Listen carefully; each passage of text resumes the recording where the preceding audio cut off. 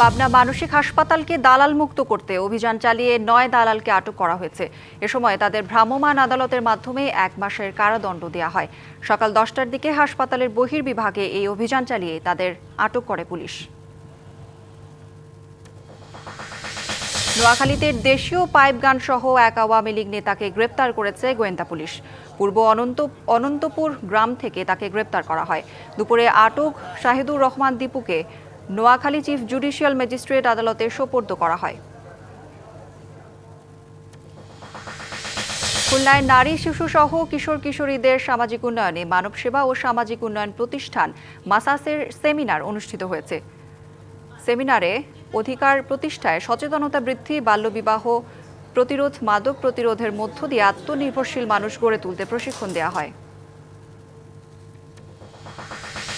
১২৭ জাতের আমসহ বিভিন্ন ফল নিয়ে ৩ দিনব্যাপী জাতীয় ফল মেলা শুরু হয়েছে চাঁপাইনবাবগঞ্জে। জেলা প্রশাসন ও কৃষি সম্প্রসারণ অধিদপ্তরের আয়োজনে সদর উপজেলা পরিষদ প্রাঙ্গণে মেলার উদ্বোধন করেন জেলা প্রশাসক আব্দুস সামাদ। পরিকল্পিত বনায়ন করি, সবুজ বাংলাদেশ করি, বিশুদ্ধ বাতাস চাই, সবাই মিলে গাছ লাগাই। এই প্রতিপাদ্যে নাটোরে জাতীয় বৃক্ষরোপণ অভিযান উপলক্ষে ফলজ ও বনজ গাছের চারা বিতরণ করা হয়েছে। সকালে জেলা আইনজীবী সমিতির নতুন ভবনে বিচারপ্রার্থী ও সাধারণ জনগণের মাঝে ১,০০০ ফলজ ও বনজ গাছের চারা বিতরণ করা হয়।